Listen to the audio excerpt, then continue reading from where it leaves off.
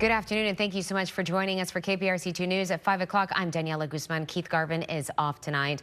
We begin with the Houston Independent School District. It's about to vote on raising your taxes. The money will be used to repair schools damaged from Hurricane Beryl. It is a tax increase that the board can pass without your approval. It's called a disaster penny. KPRC2 News reporter Gage Goulding is joining us now live at HISD headquarters to explain what that is and how much money is coming out of your pocket. Gage? Yeah, hey Daniela, the HISD school board meeting right inside this building behind me right now for a special meeting. One of the top topics that they're discussing is this so-called disaster penny. Essentially, like you said, it's a hit on your property taxes, going to jack them up just a little bit.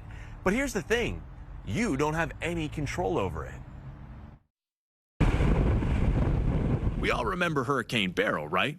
That storm caused carnage all across Houston, damaging buildings and homes. Our schools weren't spared. That's why HISD is voting to impose a disaster penny tax. Wait a minute, a what? A disaster penny is a property tax. It allows schools to recoup losses after disasters.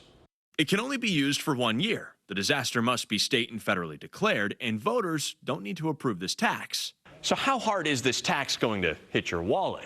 It raises the taxes just under 3 cents per $100 of taxable value. Look, in simple terms, if you own a $300,000 home, you'll pay just over $88 more every year. But let's be clear, state leaders did recently pass tax cuts that could actually lower your overall property tax bill. Now, if you're like me and you're wondering, don't they have insurance for these buildings? The answer is yes. HISD says their buildings are insured. They filed claims, but here's the thing. It could take years for those claims to even be paid out, and they need the money now.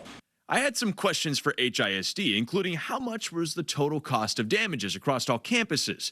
They just got back to me saying a little over $9 million. But my other questions, like which buildings were impacted, and will you, the taxpayer, get that money back if insurance pays out? Well, they haven't answered those yet. All right, so it's important to note that Beryl was the second disaster of last year. Remember the derecho back in May? They cannot recoup any losses from that storm because it wasn't a state and federally declared disaster. So there are some rules about it.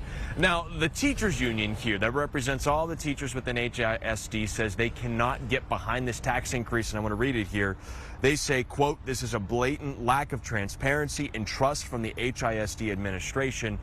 They want to get answers to the questions that we have, many of them, left unanswered, as that vote is likely happening behind us right now, or if not, in the coming minutes. Danny, I'm live outside HISD headquarters. Gage Goulding, KPRC2 News. All right, Gage, thank you very much.